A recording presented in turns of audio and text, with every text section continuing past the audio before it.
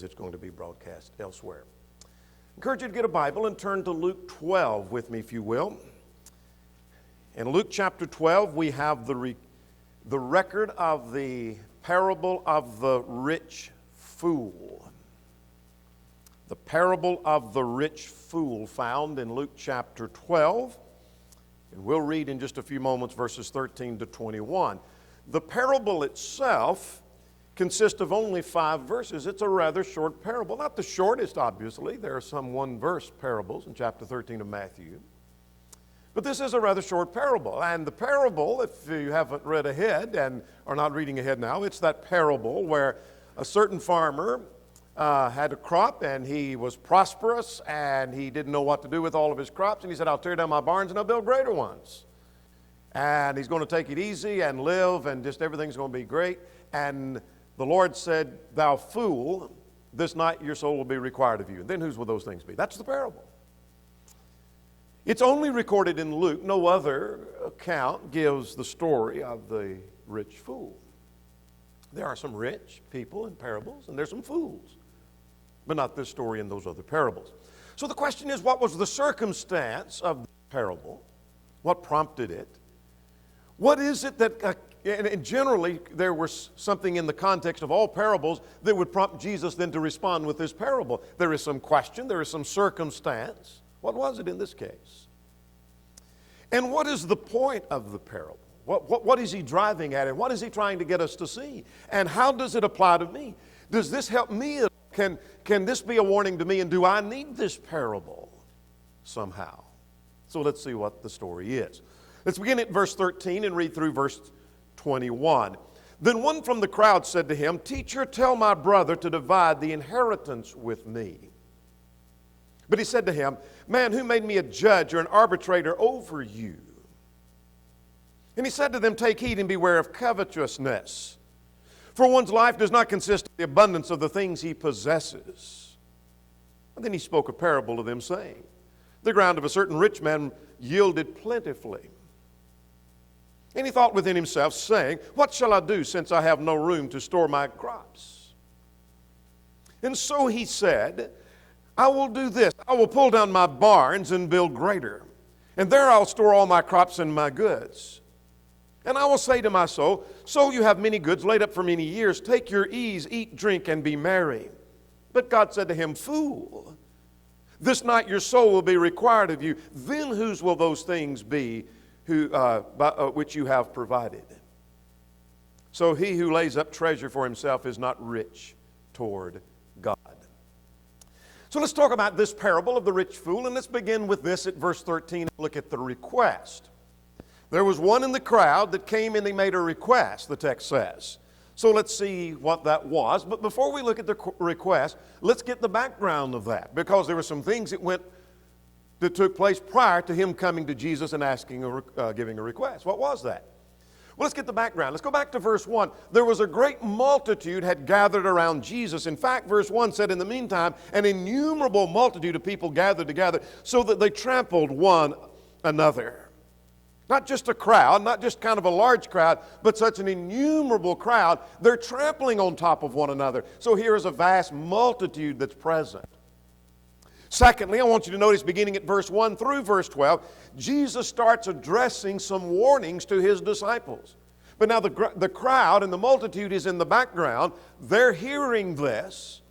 They're understanding some of this, perhaps. Perhaps Jesus is saying some things to his disciples with the intent that others will hear sometimes. I've had that to happen, haven't you? Have you ever had someone tell you something, but they're saying it for the benefit of someone else? And maybe Jesus is shooting in the direction of some others as well, but he's warning his disciples. And what was he talking to them about? Well, let's get the picture, because this is going to be important as the story unfolds. He warns them about hypocrisy. Notice beginning at verse 1, beware of the leaven of the Pharisees, which is hypocrisy. In other words, he's saying to them, don't be hypocrites like the Pharisees are. Beware of that, and don't be misled by that. For there is nothing covered that will not be revealed, nor hidden that will not be made known. Hypocrisy will be exposed, he says. So don't be a hypocrite. Your hypocrisy will be exposed. Let's go further, beginning at verse 4. Beginning at verse 4 through verse 7, he talks about the fear of God. Those who are hypocrites don't truly fear God. What you need is the fear of God. I do not say, I say to you, friends, do not be afraid of him who killed the body, and afterward they have no more they can do. But fear him who is after he is killed has power to cast into hell. That's Gehenna, by the way. Yes, I say to you, fear him. So don't be fearful of man. That's what the Pharisees were. They were fearful of man and the reaction of man. What do they think of me? How are the people going to react? But you need to be fearful of God. Have the fear of God in your heart. And then he goes further to talk about how God takes notice of every detail. That's why you need to fear God. Why? Well, like 5 sparrows are sold for 2 copper coins, and God hasn't forgotten them. Even the hairs of your head are all numbered. If God takes note of every minor detail, then God's going to expose your hypocrisy, so you need to be fearful of him. That's his point. Now, he's not through. He then talks about confessing Christ before men. Confess Christ before men. Verse 8, I say to you, whoever confesses me before men, the Son of Man will confess him before the angels of heaven. But if you deny me before men, then you'll be denied before the angels of heaven. Then he tells the apostles, they need to not be fearful when they're called into question, and they will be as they go out to preach, because God will give them in that very hour what they should preach and what they should teach. So notice the subject matter. Here's hypocrisy, fearing God, confessing Christ before men. You're going to be under fire, you're going to be under persecution, and it's in the middle of that important spiritual discussion that we find this parable. Now, that's important. Jesus is right in the middle of talking. The multitude is hearing, but he's addressing the disciples. Here's some important spiritual matters. What happens now, beginning at verse 13, is there's one in the crowd who interrupted Jesus seemingly. Look at verse 13. Jesus had just talked about the Holy Spirit will teach you in that very hour and what you will say. And then the text says, then one from the crowd said to him, Teacher, tell my brother to divide the inheritance with me. This question had no connection to the discussion whatsoever. No connection at all. You see, his inheritance dominated his thinking. Jesus is talking about hypocrisy, fearing God, confessing Christ, great Bible subjects. Spiritual matters were on his mind. R.C. Trent said one of the hearers had so slight an interest in the spiritual truths which he was communicating, was so concerned about the wrong which he believed himself to have sustained, that he broke in upon the Lord's teaching with the request which gave occasion to this parable. William Taylor said the character of man is often indicated by the direction which his thoughts take when listening to the religious exhortation. How true. The topic thus introduced had nothing whatsoever to do with those with which the Lord had been handling. Let's talk about what he was asking. You understand the background. He comes and he seems to interrupt Jesus right in the middle of a serious discussion. Would you tell my brother to give the inheritance to me? What was he asking? He was asking Jesus to settle a problem with his brother over inheritance. That's what he was asking about. Perhaps his brother was older and had a double portion, as the eldest brother would have. We don't know. The details are not told, but perhaps that may be the case. Perhaps his brother has taken more than was due to him. Maybe his brother has taken more than a double portion. Maybe his brother is not the eldest brother and he took the double portion. We're not sure. But we can assume his brother is present, and I take that from verse 13. When here is in the crowd, one of them shouts out to Jesus, tell my brother. Well, where is the brother? Must be there somewhere. Tell my brother to divide the inheritance with me. I want to suggest to you there was no fault in the request within itself. In fact, the Old Testament provided for property disputes. Numbers 21. You remember the occasion where there were some women who came to Moses and said, our father died and didn't have a son, and it doesn't look like we're going to get our inheritance. It looks like we ought to get the inheritance. And so things are set in place so they could receive.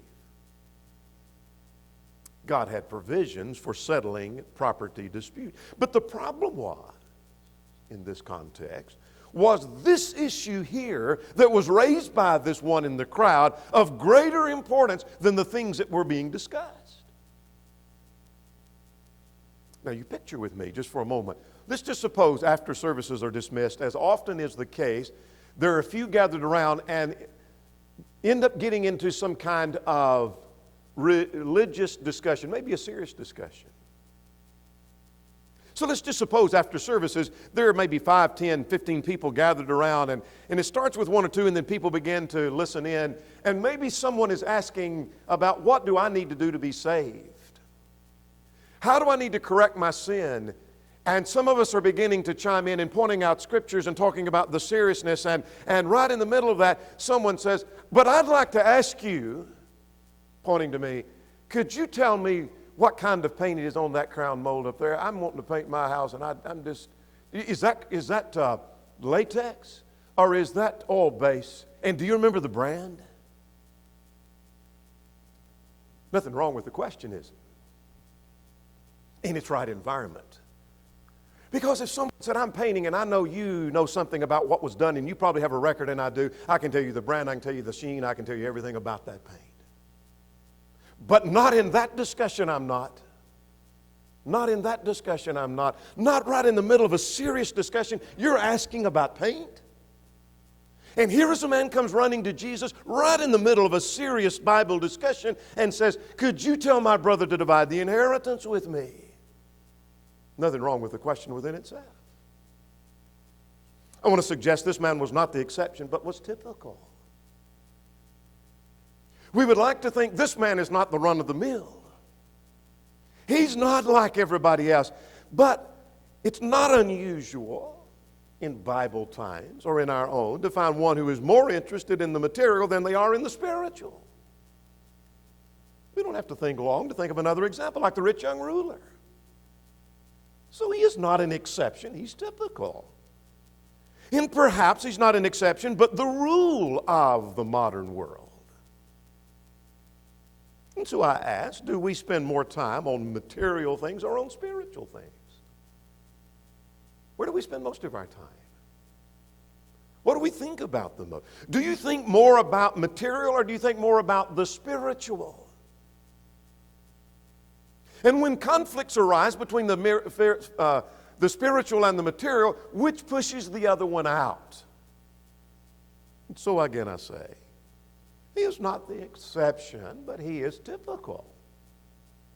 Here was his view of Jesus. We're still talking about the request. We haven't got past verse 13.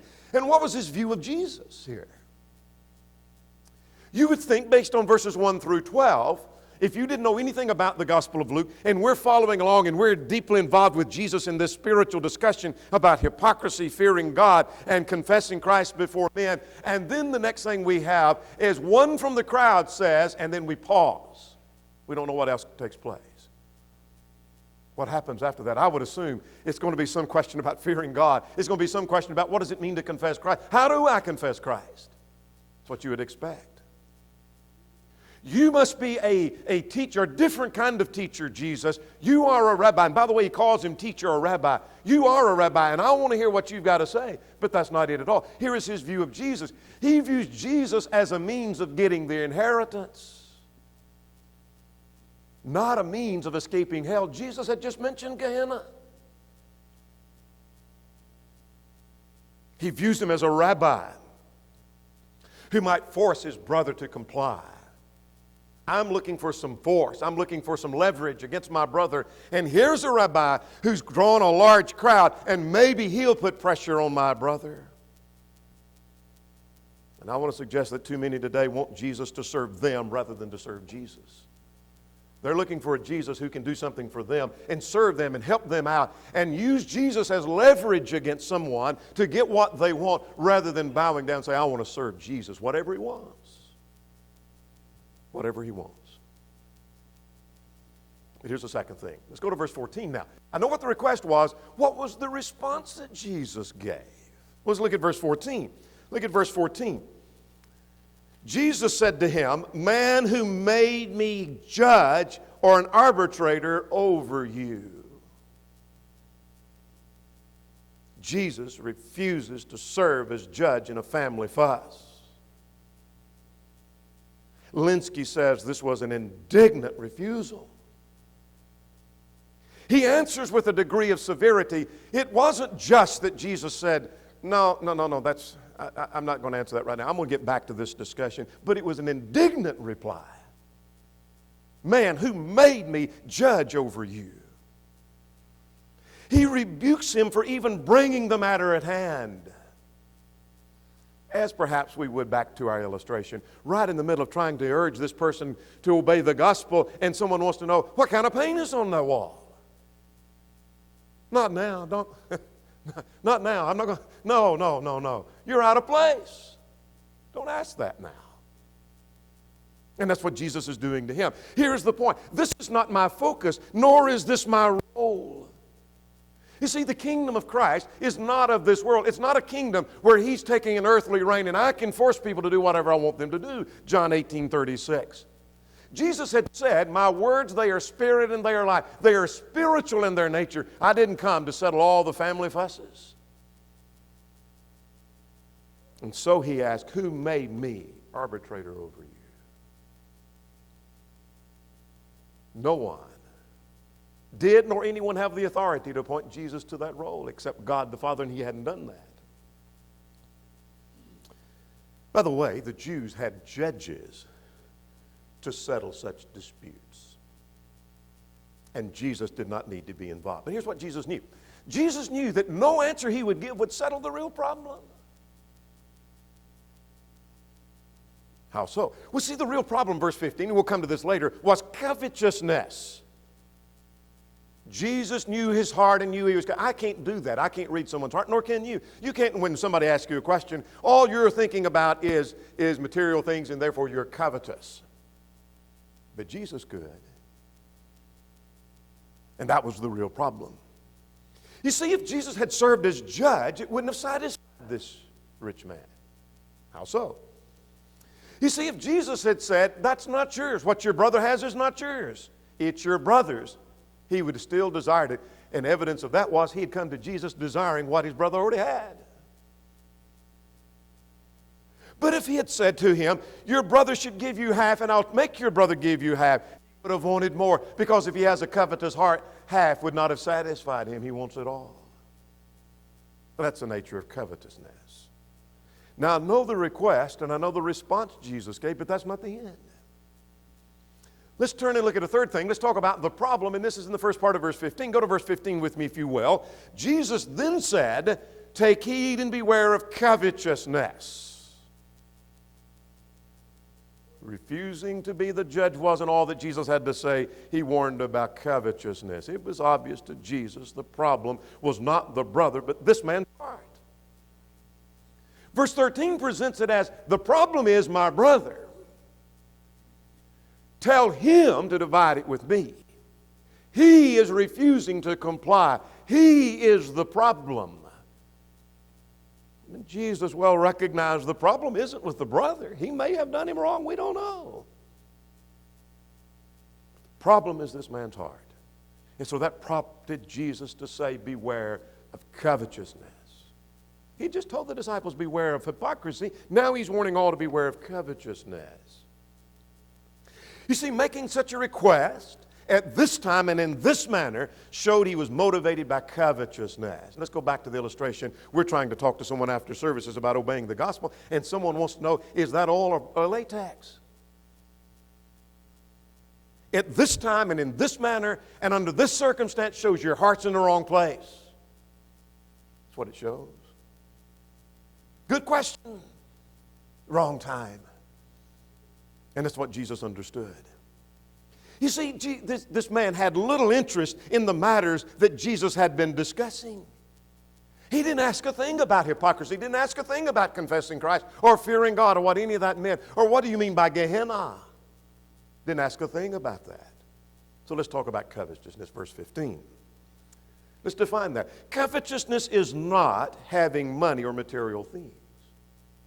I think we mistakenly think because someone has wealth, they're covetous.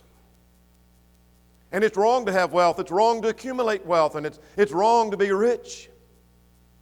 But covetousness is not material things or having material things, nor is covetous a desire for money or material things. You say, well, I think that's what that is. Well, do you not desire money and material things? When you go and apply for a job, do you even discuss the salary with them? Do you say, how much am I going to get paid? They say, well, you're not going to be paid anything. Would you work? No, you want to get paid, which suggests you want money. You desire money. We all do. And then what are you going to do with that money? You're going to buy stuff with it. You're going to buy food, clothing, shelter. And so that means you desire that. So the desire is not covetousness within itself. Having a desire even for what another has is not covetous. It has been misdefined by some saying covetousness has to do with desiring what another person has. Do you ever go to the store and you look at something and you take it to the counter and you pay for it? You just desire to have what belonged to someone else. You go to a yard sale and buy something. You're desiring to have what somebody else has. So that's not covetousness. What is covetousness? Well, it is the opposite of contentment. Go to Hebrews 13 and verse 5. They're used opposed to one another in Hebrews 13. Here's what covetousness is that the Bible defined this for us. Hebrews 13 and in verse 5. Let your conduct be without covetousness, and be content with such things as you have. You see, covetousness and being content are opposed to one another. If I'm covetous, I'm not content. If I'm content, I'm not covetous. So what is contentment? That's going to help me to understand. It has to do with being satisfied with whatever I have. I might have little and I'm satisfied with that. I might desire more, but I'm satisfied, and that's enough. Having food and raiment, therewith being content. The same word is translated greediness in Ephesians chapter 4 and verse 19. You know about putting off the old man? You put away greediness. The New King James words that. You see, when our pursuit for money and material things interferes with spiritual matters, then we are becoming covetous. I want to say that again. It's when our pursuit for material things and money interferes with our spirituality, we become covetous. And that's exactly what happened in this context. Here is a man who may not be the one Jesus was addressing, but he hears the discussion about fearing God, about hypocrisy, and about confessing Christ. And he doesn't care about that. He's interested in his inheritance, which means then, therefore, he's covetous. His interest in material things interfered with that which was spiritual. I want to suggest this is an easy snare for any of us to fall into. Any of us to fall into. Why? Well, because money and material things are closely identified with life. You have to have money, you have to have material things. And they have to be emphasized. But when they become overemphasized, now we have a problem. So if it was something that has to be done away with completely, then I can understand, then why should we even have a desire? But we have to have money. And we want money, and we want material things. And those things are not wrong within themselves. It's when we give that overemphasis, so it's an easy snare to follow into. It's an easy snare to follow into because there's no evil in money or material things within themselves. Money's not evil. Material things are not evil. It's an easy snare to fall into because covetousness is so common in our world. It's not like if I'm the covetous one, I'm the one that stands out like a sore thumb in society, I'm going to fit into society. Remember, the man was typical, not exceptional. And because covetousness is not determined by the amount. You see, it's not a certain amount of material things. When I reach this level and I've got this much money, then, I'm in danger of covetousness. And once I get to a certain level price house or a certain price car, now I'm covetous. And when I get to a certain level salary, I'm now covetous. It's not determined by amount. Someone has correctly said there are people that some people don't have money, their money has them. And it's not determined by amount. Let's go back to verse 15. I saw the problem, but Jesus states a fact immediately following that. He told the man, no, I'm not an arbitrator over you. I'm not the judge. I'm not going to settle that question. But you need to be aware of covetousness. And then he adds this. Look at verse 15. We're back to Luke chapter 12, verse 15, part B. For one's life does not consist of the abundance of the things which he possesses. That's a fact. You see, this man had a perverted or distorted view of life. To him, life was not about spiritual matters of which Jesus spoke, avoiding hypocrisy, fearing God, avoiding the dangers of hell, confessing Christ before men. Life wasn't about all of that, but to him, life was all about money and possessions. And he would be a success if he could just get his hands on the inheritance. And I ask, could we have the same view? Before we're too hard on this man, this rich fool, could we have the same view? By that I'm simply asking, are spiritual or materials most important to you? Which is most important to you? And when a conflict arises, which one wins out? And could our minds be focused on the material when we're supposed to be listening to the spiritual message? That's exactly what was going on with this man. Jesus is lecturing about 3 major thoughts on spiritual matters, and he's thinking about his inheritance. And could we be doing the same thing right in the middle of Bible class, right in the middle of a sermon, or right in the middle of prayer, right in the middle of the Lord's Supper, when our mind should be focused on spiritual things, we're thinking about the material. How much something will cost and whether we have the money to pay for it. The fact was stated at verse 15b, and that is, life does not consist of the abundance of the possessions a man has. What I'm learning from that is successful life is not based upon money or things. Are you a success in life?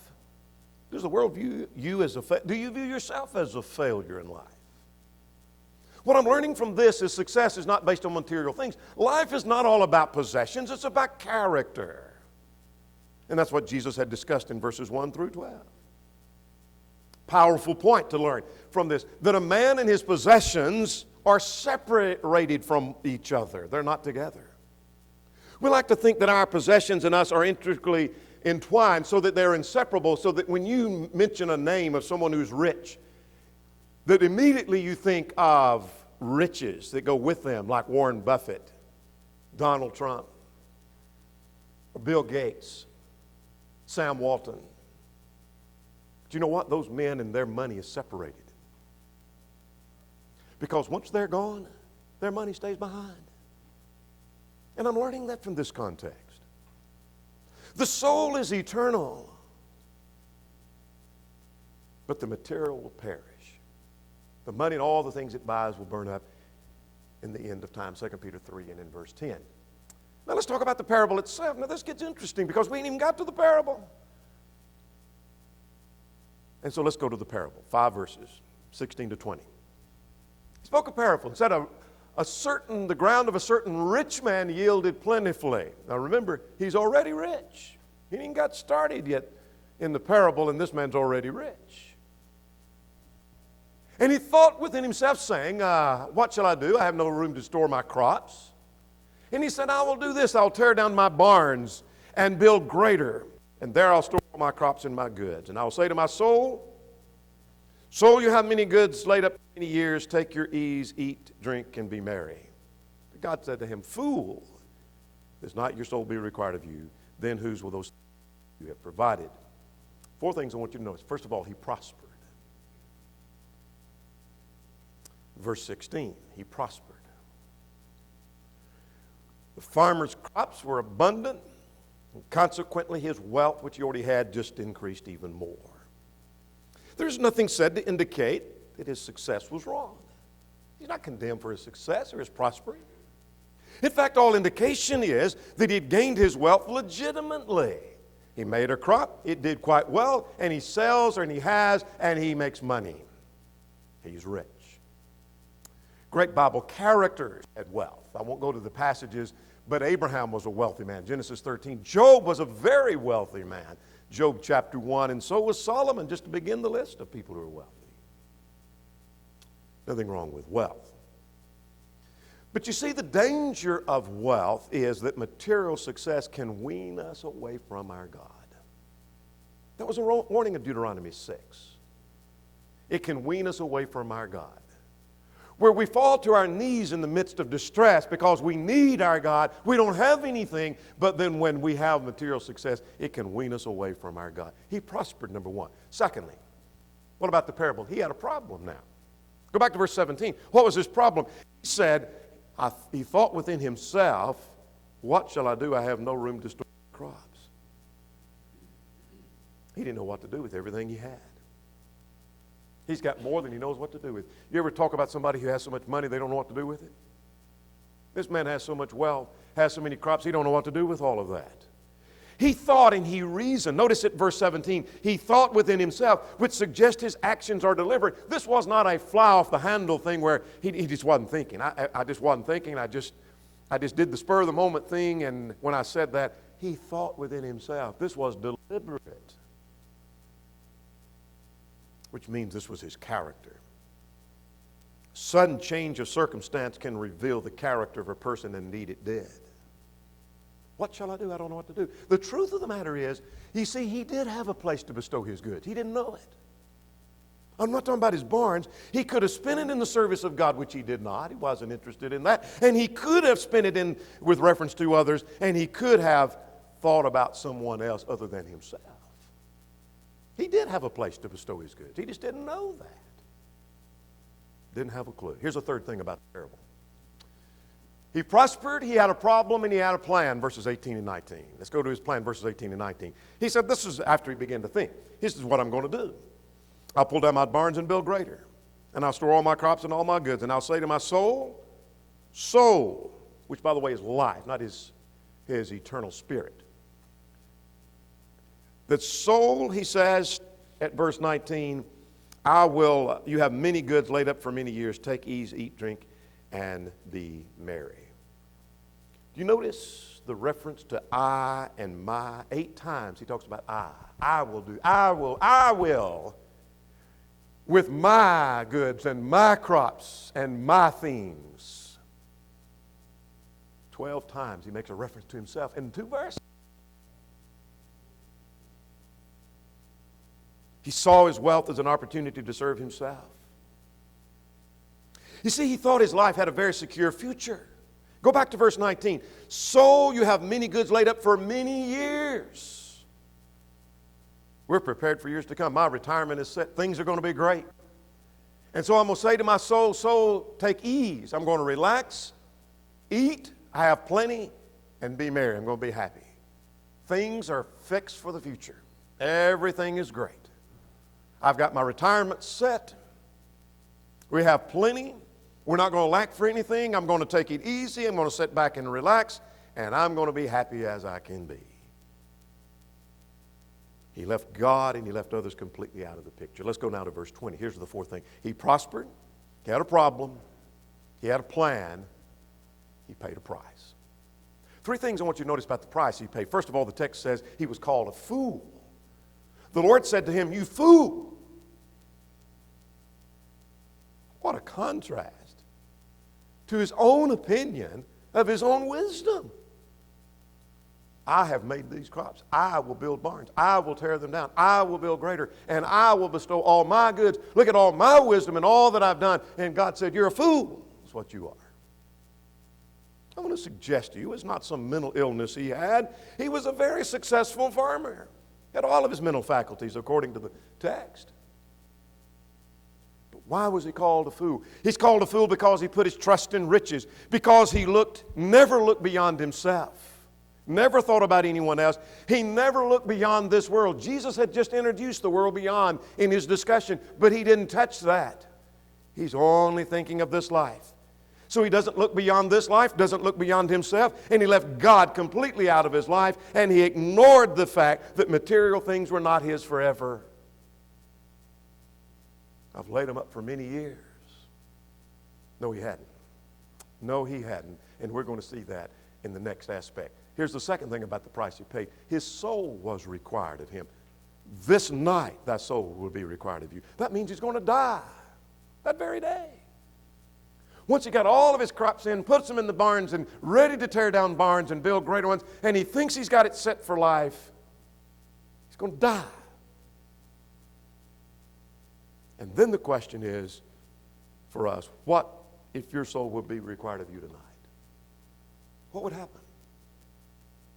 What in the middle of making all your plans and changing your job or making another job or making more money and setting money aside and building something and buying more and all the plans you're making for material things, right in the middle of that, the Lord decides today is the day that your soul's going to be required of you, even this very night. What would happen? Was this man ready for it? He certainly wasn't. Are you ready for it? And here's the third thing about that. His goods are going to be scattered. You see, he didn't want his goods to go to everyone else. And so it wasn't that he was sharing his goods with others or spending it on spiritual things. But I've laid up for myself. I've kept it all for myself. I've stored up, and I'm going to have it easy, and I'm going to spend, and I'm going to have it, and I've got it, and it's all mine. Go back to verse 20. Then whose will those things be which you have provided? You see, all that he had and all that he had saved is going to be left to someone else, and it's going to be scattered. He has no control once it's gone. He has no control once it's gone. Let's go over to the book of Psalms, if you will. Go to the 39th Psalm in verse 6. The psalm along this line, surely every man walks about like a shadow. Surely they busy themselves in vain. He heaps up riches and does not know who will gather them. It's like the person who saves and saves and saves. Nothing wrong with saving. But they save and they save and they save, and then they leave it for somebody else to squander. It's gone. Then whose will those be? Finally, let's talk about the conclusion found at verse 21. This is the end of the line. Verse 21. Jesus drew a conclusion here. Let's see what it was. Go back to your text at verse 21. I saw the request, the response, the problem, the fact. And at the end of the parable, Jesus draws a conclusion. So is he who lays up treasures for himself is not rich toward God. Two things I want you to see. It is possible to have money and material things and be poor toward God. Understand what that means. It's possible to have money and material things and be poor toward God. That was the case with this rich fool. That is, in the parable, he'd gained, he had stored up, he has an abundance, but he wasn't rich toward God. So what's he trying to say to this man in the crowd? He's trying to say, you may have money, you may get that inheritance that you're wanting. I don't know. You may get that inheritance, but when you get it, you're still not rich toward God because you have a covetous heart. That was the case with the rich ruler, wasn't it? Remember the rich young ruler in Matthew chapter 19 who went away sorrowful for he had great possessions? That was the case with the rich man in Luke chapter 16 in the story of rich man and Lazarus. They had money, they had material wealth, but they were very poor toward God. Here's the second and final thing we learn from that same phrase in verse 21. And it's possible to be rich toward God without money and material things. So you may not have a lot of material goods, and you may be poor, and you may have little of nothing, and you don't have what someone else has, and you may think yourself poor, but rich by the world's standards, but in comparison to people you know, you think, I don't have much. But it's altogether possible to be rich toward God without money or material things. You see, that's determined by relationship to God, not by money. Paul said it was his aim, whether present or absent, to be accepted of him. His goal was to be accepted of God. Let's go to James chapter 2 and verse 5. This is our last passage we're going to consider. James 2 and in verse 5. Listen, my beloved brethren, has not God chosen the poor of this world to be rich in faith? You see, one can be poor and at the same time be rich in faith. Are you poor? You say, well, I don't have a lot of material things. Okay, but are you rich in faith? Are you rich toward God? Are you rich in your faith toward God? Are you building your faith? Are you growing spiritually? What a tragedy if I were to be poor materially and at the same time poor spiritually, then I have absolutely nothing.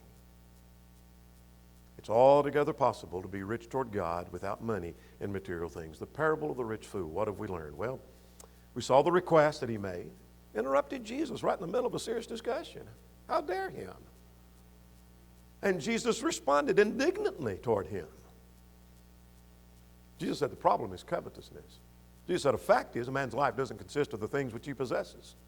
Then he spoke a parable, and then he drew a conclusion. May that help us to give our emphasis to things that are spiritual in their nature. May that help us in our service to the Lord. There may be one or more present who's not a Christian, who's not a child of God. Would you come believing that Jesus is the Christ, the Son of the living God? Would you repent of your sins, acknowledge your faith, be buried in the waters of baptism for the remission of sins? If you're subject in any way, would you come while together we stand and while we sing?